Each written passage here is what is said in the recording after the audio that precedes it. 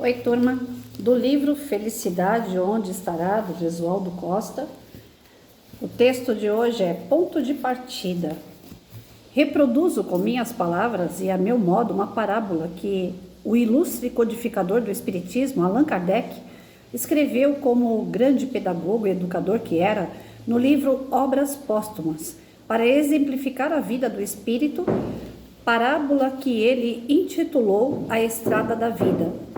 Um homem precisa realizar uma longa viagem, através de uma longa estrada que é interrompida de tempos em tempos por uma densa floresta em espaços de tempos variados. A estrada continua no final de cada floresta. O homem precisa atravessar a primeira floresta e o seu sofrimento é atroz, pois a vegetação é cerrada e existem vários obstáculos e perigos a serem vencidos. Mas ele precisa seguir e vence a primeira das florestas que o espera. Na estrada que separa uma floresta da outra, o homem se recupera dos ferimentos sofridos, descansa e se prepara para enfrentar a segunda floresta. Ele precisa seguir, esta é a lei. Nosso personagem enfrenta a segunda floresta e ainda passa por muitas dificuldades. Todavia, com a experiência adquirida na primeira, ele sofre um pouco menos e segue adiante vencendo a segunda floresta. E assim, recuperando-se, preparando-se nos intervalos das florestas, ele vai vencendo cada uma delas, aproveitando o aprendizado adquirido na floresta anterior. Em uma delas, ele encontra um lenhador, que lhe ensina atalhos e melhores maneiras de atravessar de modo menos sofrível. E com esses ensinamentos, suas travessias tornam-se menos dolorosas e ele segue, aprendendo, crescendo e se aperfeiçoando. A longa estrada termina no topo de uma imensa montanha, onde de lá ele observa a longa estrada percorrida sem nenhum pesar porque já as venceu.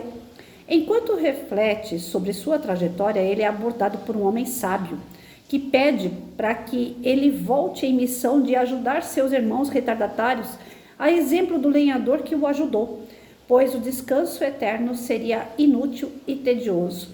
Ele explica que os esforços que ele empreendeu nas travessias o ajudou no melhoramento e progresso de cada floresta, e que o mérito das vitórias é todo dele.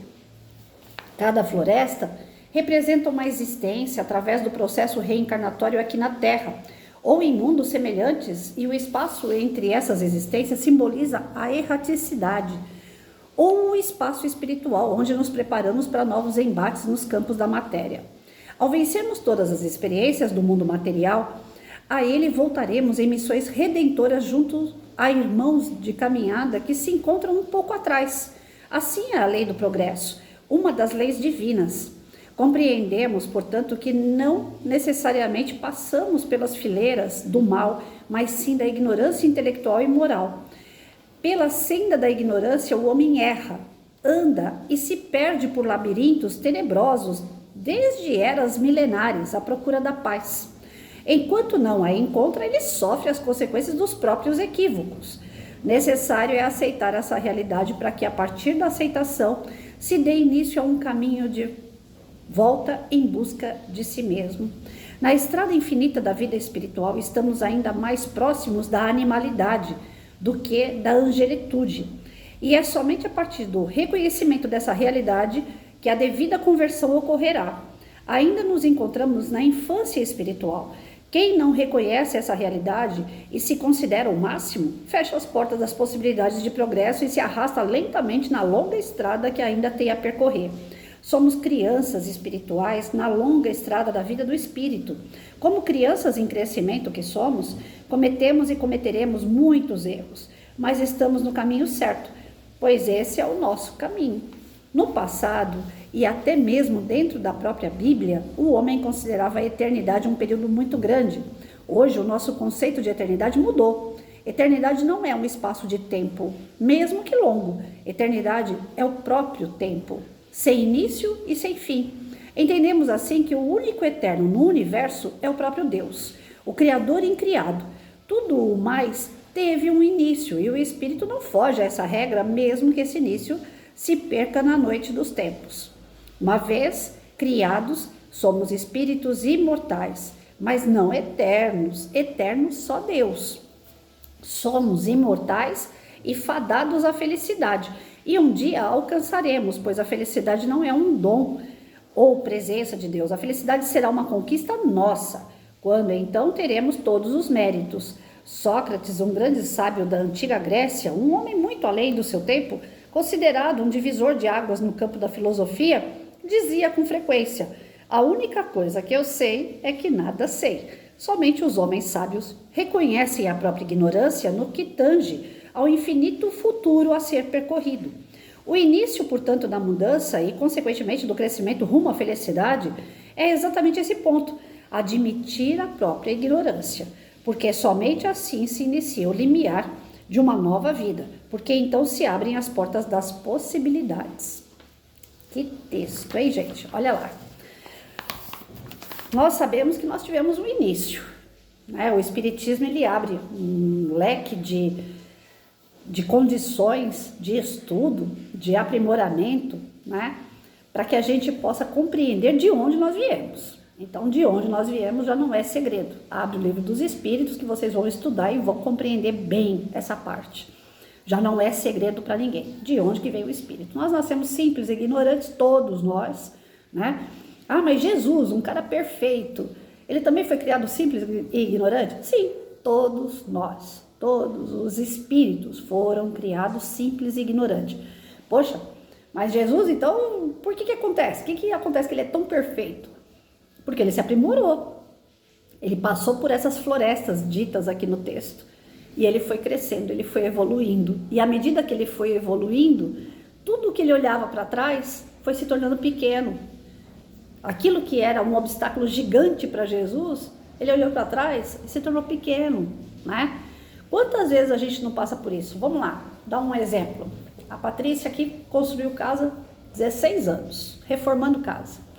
Primeira vez que entrou o pedreiro, muita briga, muita discussão, muito desentendimento, porque eu não tinha conhecimento, o pedreiro também não tinha conhecimento, não tinha um arquiteto, um engenheiro por trás, nada disso. A gente foi quebrando a cabeça para poder resolver problemas que já estavam instalados na casa.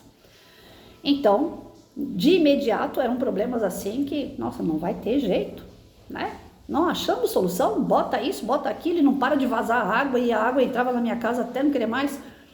Bom, veio o segundo pedreiro, veio a terceira equipe, veio a quarta, veio a quinta, sei lá quantas mil vieram aqui dentro de casa. Foram 16 anos para acabar com o vazamento. Vazamento de uma água que a gente não sabia por onde que ela entrava. Muito dinheiro, muita dor de cabeça, e nesse meio, quantas vezes a Patrícia não sentou e falou: Senhor, eu não aguento mais, eu tô cansada, né? O meu filho pequenininho vinha perto de mim e falava: mãe, eu tô com você, calma, vai dar tudo certo. Em desespero, eu entrava em desespero, porque era muito dinheiro que ia embora e a solução não chegava. Só que à medida que eu olho para trás, eu falo: meu Deus, por que eu fiz tudo isso? Porque eu não tinha conhecimento. Eu não tinha, pegava pessoas que não tinham conhecimento, então o dinheiro ia embora, falta de planejamento, falta de chamar um arquiteto ou um engenheiro e dar um dinheiro para a pessoa certa e falar: vem cá, acontece isso na minha casa, resolve para mim. Eu não tenho condições de resolver, eu não sou arquiteto, eu não sou engenheiro, eu não sei o que tipo de material que eu posso usar aqui, o que eu posso fazer para estancar esse problema. Então eu fiquei pegando um monte de gente leiga, tanto quanto eu, e aí o circo estava armado.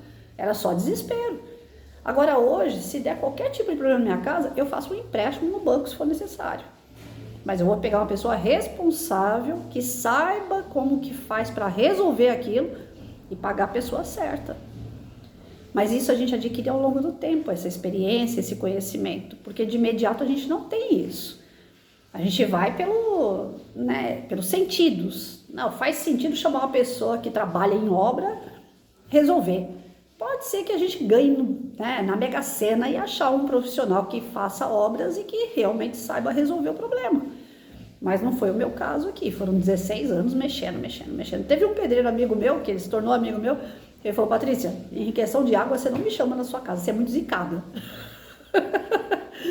Ele trabalha até não querer mais com tudo, mas ele falou: em questão de água você não me chama, porque era um problema que parecia que insolúvel. Né? Mas hoje você olha para trás e fala: não, passei por tudo isso, e se eu tiver que passar de novo, hoje eu já sei outros trâmites, eu sei outros caminhos, mais calmo, mais tranquilo. Se eu perder um guarda-roupa, se eu perder uma cama, melhor do que eu estar lá na rua, embaixo dessa chuva, né? Eu estou dentro de casa ainda tenho essa vantagem. E as pessoas que estão morando na rua? E as pessoas que estão numa hora dessa sem lugar para se abrigar? Então, a gente olha o nosso trajeto lá atrás, ele se torna pequeno, ele se torna insignificante até. Mas no momento que a gente está naquela pressão, naqueles problemas, parece que não vai resolver, porque nós somos pequenos, nós estamos aprendendo, né? Nós nascemos simples e ignorantes, evoluímos assim na ignorância até a busca do conhecimento real, até a busca do nosso melhoramento, do nosso aperfeiçoamento, da nossa evolução espiritual. Quando você atinge um certo grau de evolução espiritual, né, não que eu tenha propriedade para falar disso, porque eu não atingi nada ainda, eu estou aprendendo, daqui a pouco eu dou um capote e faço um monte de besteira, né, como sempre fiz. Sou ser humano, posso cair a qualquer momento. Então, quando a gente fala atinge um grau espiritual, o pessoal fala assim, nossa, a Patrícia já atingiu. Esquece, Patrícia não serve para exemplo para ninguém, né? Patrícia tem os erros dela também.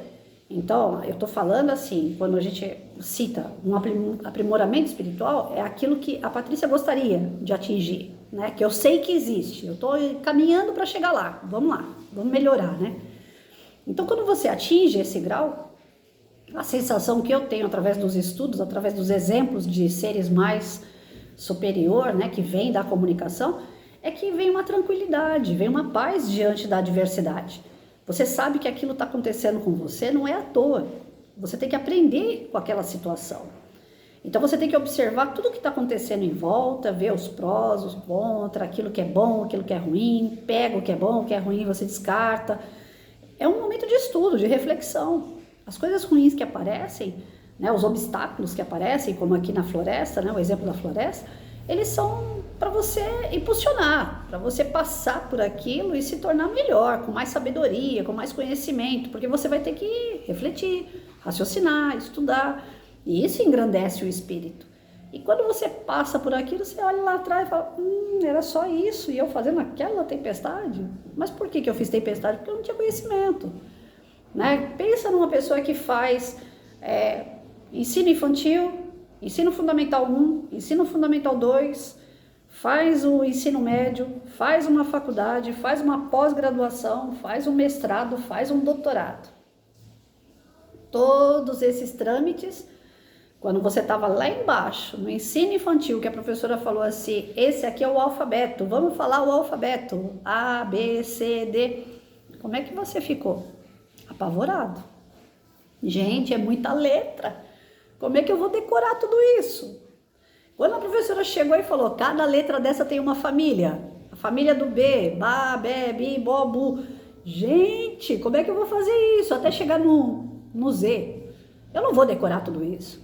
Só que aí você passou por essa fase, você foi, fez mestrado, doutorado. Quanta coisa você não aprendeu? Quando você olha lá atrás e fala para você do alfabeto, você fala, isso é fichinho, isso aí eu sei. É assim a nossa vida. É degrau em degrau, a gente vai devagarinho. Tudo parece ser muito grande no início, pela falta do conhecimento. A partir do momento que você procura o conhecimento, você desenvolve esse conhecimento, vai ficando pequeno lá atrás. Outro dia eu falei aqui em vídeo, falei, gente, tem coisas que... Se for para eu voltar, por exemplo, a estudar o livro O que é o Espiritismo, eu vou com o maior prazer. Não é que eu sou soberba e já sabe tudo. Não sei tudo. Mas não faz sentido eu voltar para mim, a leitura desse livro para mim, né? Para mim, para o meu dia a dia. Ler para compreender com outras pessoas, estudar junto, vai ser uma alegria. Se alguém me chamar, eu estou dentro. Mas Patrícia precisa ler aquele livro que é o Espiritismo? Para ela, não necessariamente, porque eu vou buscando em outros livros o que é o Espiritismo de outras formas de compreender. Eu não preciso mais voltar lá no inicial. É a mesma coisa de falar, a Patrícia hoje, professora aposentada, ela vai voltar lá e vai se alfabetizar? Não faz sentido, já sou alfabetizada. Então, quando a gente aprende as coisas, nós temos um negocinho chamado assim, compartilhar. Isso é primordial. Quando você aprende, obrigatoriamente você é obrigado a Obrigatoriamente, obrigado é boa, né? Redundância é legal, professora. Bom, enfim, quando você aprende, você é obrigado a ensinar. Se você guardar para ti aquele ensinamento, você está sendo egoísta. E as duas chagas que Jesus disse que acabaria com o nosso espírito: orgulho e egoísmo. Então não guarde para você aquilo que você já sabe. Compartilha, né? Hoje a gente não precisa sair de casa para compartilhar ideias. A gente não precisa. Os centros espíritas, principalmente, estão sofrendo muito com isso, com a tecnologia. Porque os centros, eles tinham o quê? Os cursos presenciais. As pessoas tinham que ir até o centro espírita para fazer curso. Hoje você abre a internet, tá cheio de curso, tá cheio de palestra, tá cheio de bate-papo, live, podcast, cada um dá um nome. Mas são formas de compartilhar conhecimento, que você já não é mais obrigado a ir numa casa espírita para isso. Só que tem uma coisa, quando você faz os cursos na casa espírita, tem uma coisa que tecnologia nenhuma vai substituir. Quando você faz um curso dentro da casa espírita, você está sendo ali naquele momento trabalhado pelo lado espiritual de uma forma mais densa, mais pura. E a espiritualidade trabalhando em você no momento que você está fazendo o seu curso, que você está estudando, ali você vai percebendo para que você serve. Porque eu acabei de falar o quê? Você aprende para ensinar. Então, dentro da casa espírita, quando você está fazendo um curso, pelo menos, eu fui descoberta assim, né? Eu tinha sensações, eu ia no banheiro de noite, às vezes eu sentia medo de andar na casa de noite, na casa dos meus pais, né? Eu era pequena e eu ficava com aquele receio, aquele friozinho na coluna, uma sensação assim, sabe? De que tinha alguém me vigiando. Eu tinha sensações desde criança. E essas sensações que eu tinha, eita gente, eu acho que tá chegando encomenda minha aqui. E as sensações que eu tinha, elas foram crescendo. Quando eu fui para a casa espírita, as sensações diminuíram, porque eu fui trabalhada de forma que aquilo que me fazia mal, eu comecei a saber lidar com aquela energia e não me fez mais mal, né? Eu consegui lidar tanto com energia negativa como energia boa. E aí, no meio dos cursos que eu fazia, descobriram o quê? Que eu podia psicografar, passar as mensagens dessas pessoas, desses espíritos que às vezes vinham até mim, não para me prejudicar, mas para buscar ajuda, e eu não sabia como ajudar.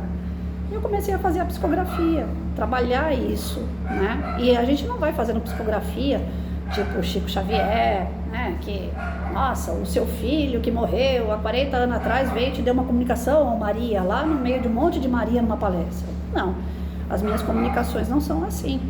Eu não tenho esse desenvolvimento todo. As minhas comunicações são mais restritas. Então, a Maria veio num tratamento. Então, aquela Maria que está no tratamento, eu sinto uma intuição de algum protetor dela ou até mesmo de algum ente querido dela. Muitas das vezes eles não me falam o nome, eu não consigo entender o nome. Quando fala, eu acho que eu mais chuto do que é verdade, né? E aí eu escrevo lá o recadinho.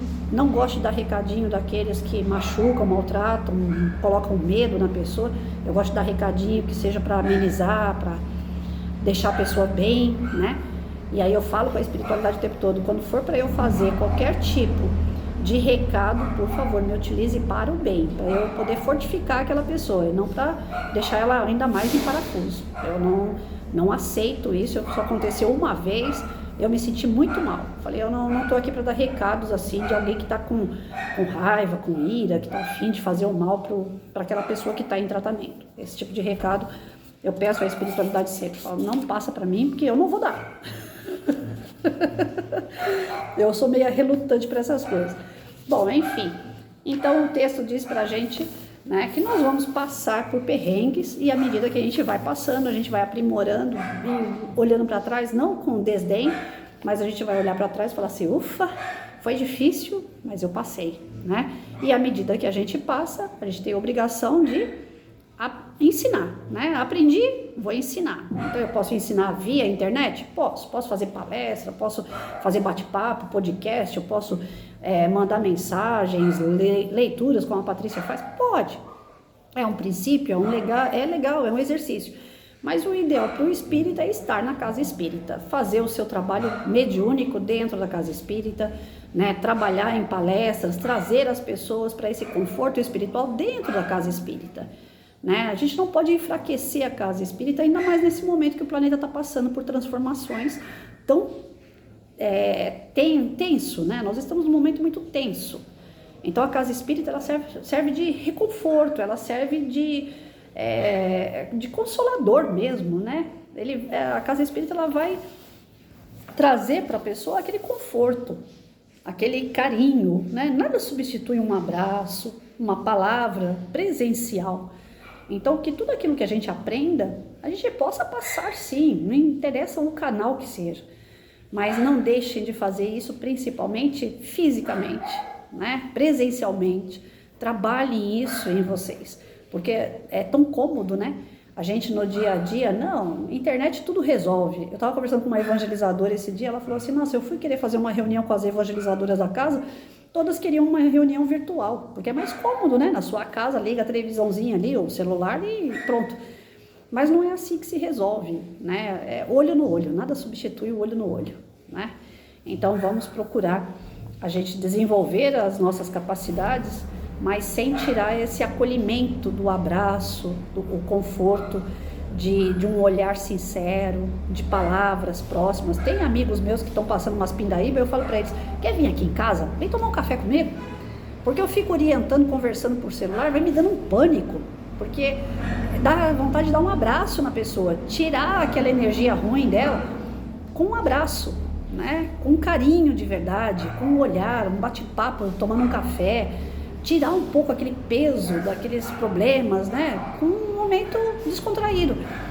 Eles falam, eu ajudo muito falando com eles, e eu falo muito como da mala, né? Que eu fico ali dando assistência por telefone, mas eu ainda me sinto muito pequena para isso, né? Eu acho que não está alcançando o objetivo, porque não tem o olho no olho. Então, tudo aquilo que a gente aprender, né?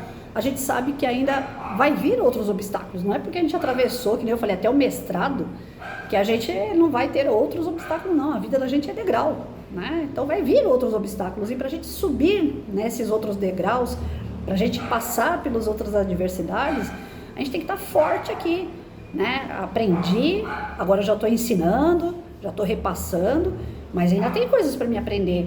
Então eu preciso me fortificar, e a gente se fortifica como? Dividindo o nosso aprendizado, compartilhando com as pessoas o que nós sabemos, fazendo bem a essas pessoas, né? Fora da caridade não há salvação. É isso, Jesus resumiu tudo ali para nós, né? Faça ao outro o que gostaria que fizesse com você. Ame a Deus acima de todas as coisas. Pronto, tá ali a receitinha pra gente. Então, quando chegar outros degraus, à medida que a gente vai compartilhando, dividindo com as outras pessoas aquilo que nós já sabemos, que a gente vai fortificando outras pessoas, nós vamos nos tornando mais fortes. E a subida vai ficando mais leve, né? Não é que ela vai ser fácil, não vai. Para subir uma escada não é fácil, você precisa de corrimão, você precisa de firmeza nas pernas, você precisa de saber onde você vai pisar para você não cair, não é isso. Tem gente que sobe uma escada automático, eu já não sou mais assim. O meu físico não permite, que eu tenha que observar cada pedacinho da escada, né? Se o meu pé cabe, se o corrimão tá firme, eu tenho que analisar tudo para subir uma escada, fisicamente dizendo. E isso, no lado espiritual, então, é muito mais, né? Então, que a gente saiba aproveitar os momentos de aprendizado, compartilhando com os outros. Todos nós temos um passado, todos nós erramos, mas Jesus, ele é tão maravilhoso que ele fala assim, você errou até aqui, você tem consciência de que você errou? Você aprendeu que não pode fazer isso? Então daqui para lá vai, e não erre mais, não é isso? Então o nosso ponto de partida, na verdade, qual é? É o aprender, é o compartilhar, é o crescer, se desenvolver diante das adversidades, mas estudando elas. Elas não são nossas inimigas. Elas, pelo contrário, as adversidades, elas vêm para nos ensinar, para impulsionar, para empurrar a gente e falar, vai, você tem que ir, você tem que sair daí. Você está muito acomodado, meu filho, desse jeito você não aprende nada, né? Ninguém pode ficar no jardim da infância a vida inteira, você vai ter que sair de lá e ir para o fundamental. E lá no fundamental você vai ter que aprender o alfabeto, as famílias silábicas, você vai ter que crescer. Não vai poder ficar aqui a vida inteira pintando desenho, né? É isso. A vida está empurrando a gente e a gente tem que ir. Né? Da onde a gente veio, já foi. A gente não vai voltar lá. A gente não vai. O espírito não regride. A gente pode até regredir perispiritualmente, como a gente já estudou aqui, né? Alguns espíritos vão ficando tão ignorantes, tão empacado, que o perispírito dele se torna até ovoide de novo. Mas isso não significa que o espírito se tornou um ovo. Tudo que é aprendido a gente não perde nada. No momento de despertar, aquele cara que está lá dentro de um ovo, né, perispiritualmente falando, na hora que for o momento dele despertar, que ele estiver ali, Senhor, me tira daqui, já aprendi o que eu tinha que aprender, que ele for socorrido, ele sai daquele estado de ovoide, ele volta a ter uma forma humana novamente, ou a forma que o planeta para onde ele for reencarnar exigir. Então, nós não regredimos, não tem como o espírito regredir. Aquele lugar que nós viemos, né, como nós éramos quando fomos criados, a gente nunca mais vai ser, já foi. Se tornou parte de um aprendizado. Daqui por diante é outra história. Não adianta ficar chorando e falando, mas eu não quero. Vai chegar um momento que você vai ter que levantar e falar, não, vou ter que enfrentar, porque chegou a hora. Então, essa hora quando chega, não adianta querer correr não, turminha. A gente tem que ir. Todos que são chamados têm que corresponder ao Pai, né? Porque Ele só deseja pra gente o nosso melhor. Fiquem com Deus.